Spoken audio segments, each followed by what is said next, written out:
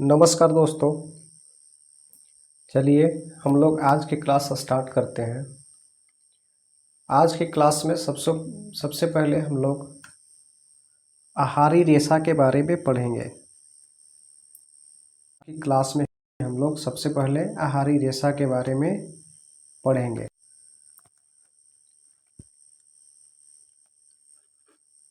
आहारी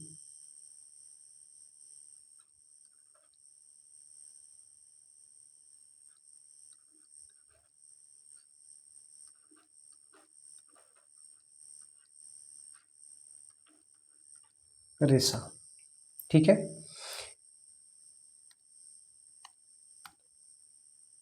आहारी रेशा को हम लोग रुक्षांश भी कहते हैं। इसे हम लोग और किस नाम से जानते हैं? इसे हम लोग रुक्षांश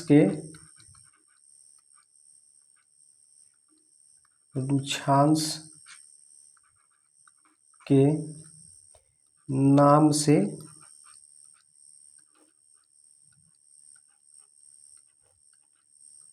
जानते हैं,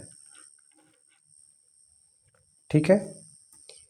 इनकी जो पूर्ति होती है हमारे शरीर में, इनकी जो पूर्ति होती है मुख्यतः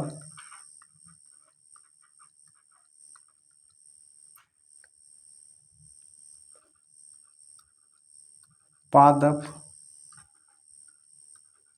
उत्पादों से होती है,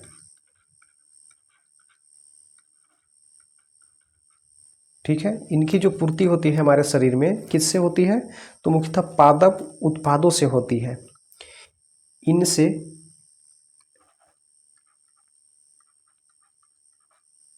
इनसे हमारे शरीर को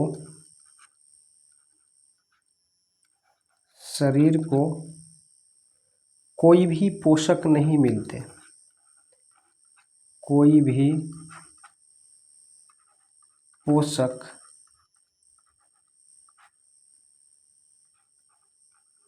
नहीं प्राप्त होते हैं।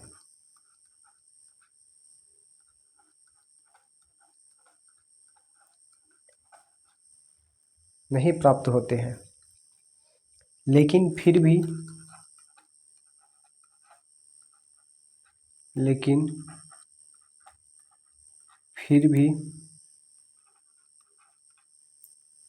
भी हमारे शरीर को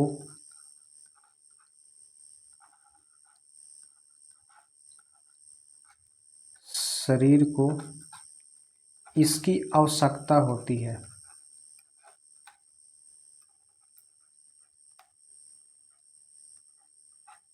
आवश्यकता होती है क्योंकि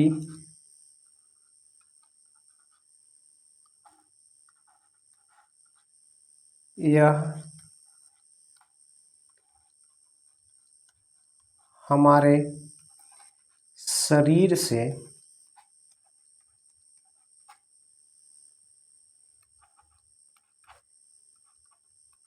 बिना पचे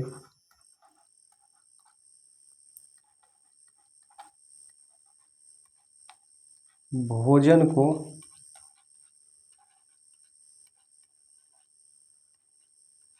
बाहर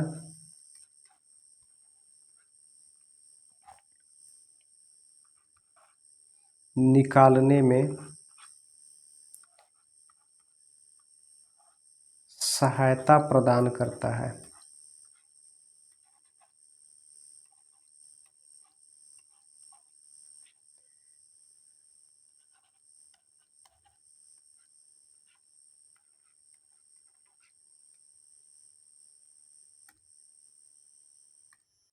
अब हम लोग देख लेते हैं आगे आहारी रेशा के स्रोत।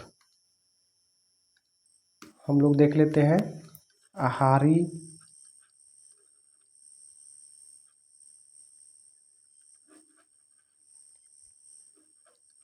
आहारी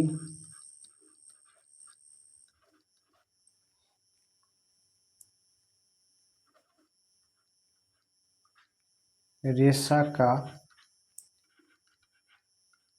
स्रोत। ठीक है, पीछे के जो स्लाइड था उसमें हम लोग देखें कि हरी रेशा हमारे शरीर के लिए क्या करते हैं।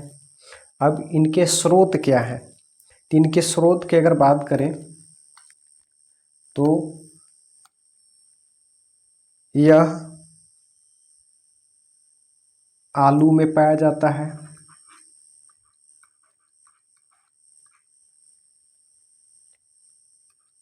और ताजे फल में पाए जाते हैं,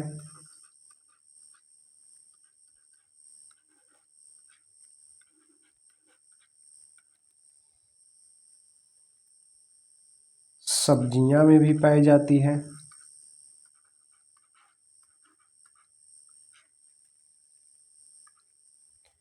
इसके बाद अगर बात करें तो यह दाल में भी पाया जाता है, और भी इत्यादि में यह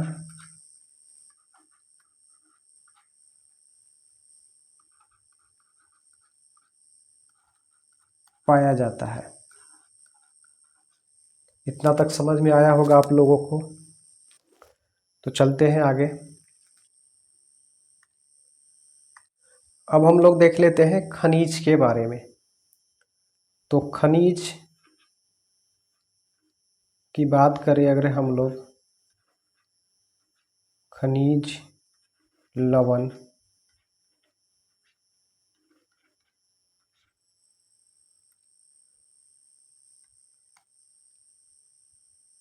तो यह हमारे शरीर के लिए, यह हमारे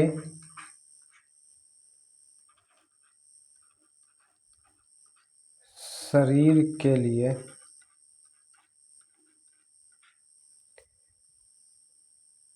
अल्प मात्रा में आवश्यकता होती है, अल्प मात्रा में इसकी आवश्यकता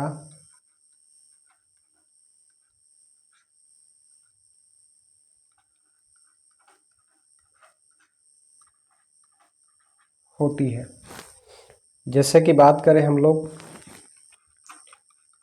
खनिज लवण में, तो पहला आयोडीन। अब आयोडीन आप लोगों को पता होगा कि किस में पाया जाता है। ठीक है, जैसे कि नमक हो गया, मछली हो गया, अदरक हो गया, झींगा हो गया, ये सब आयोडीन के स्रोत हैं। दूसरा अगर बात करें हम तो फास्फोरस, फास्फोरस इनके अगर स्रोत की अगर हम बात करें तो यह केला, दूध, मिर्च, चावल, दही इत्यादि में पाया जाता है। ठीक है, इसके बाद अगर हम बात करें तो आयरन, आयरन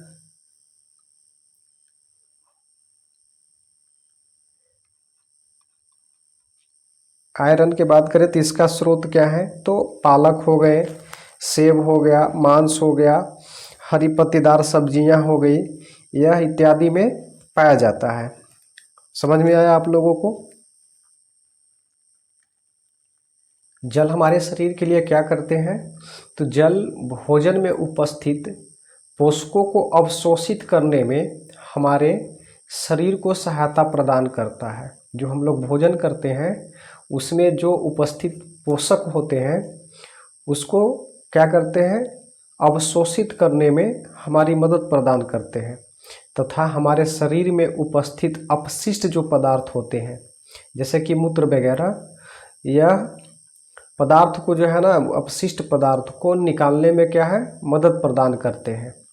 ठीक है, तो ये जल जो है हमारे शरीर के लिए यही काम करते हैं।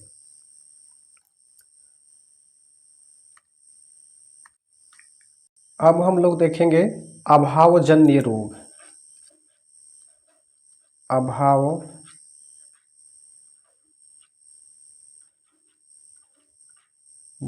रोग,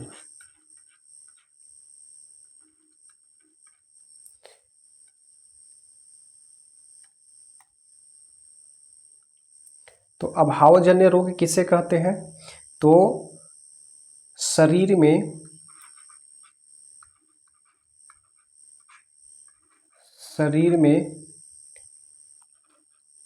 लंबे समय तक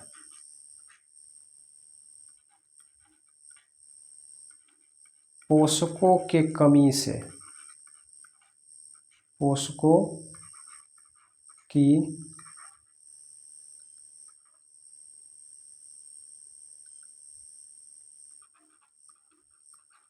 कमी या अभाव कह सकते हैं,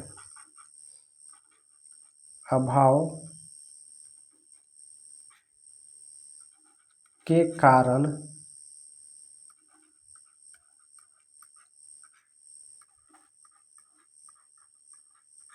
होने वाले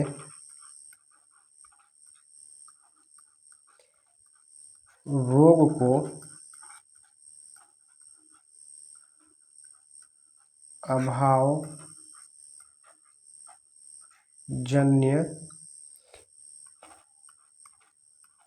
रोग कहते हैं।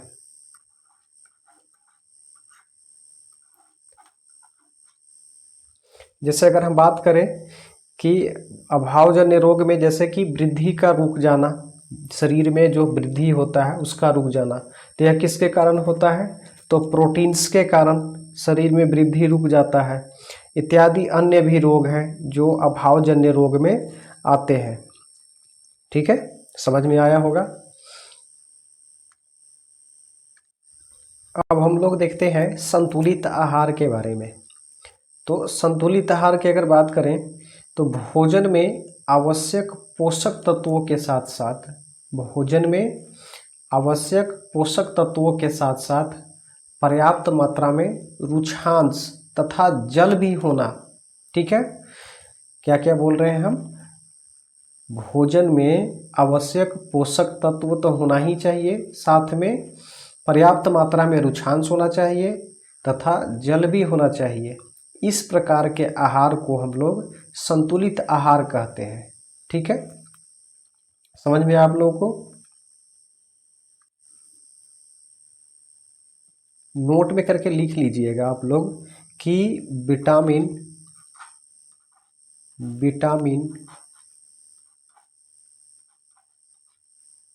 सी को गर्म करने पर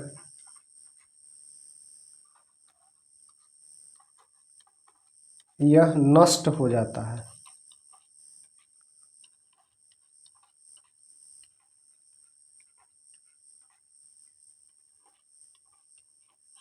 ठीक है,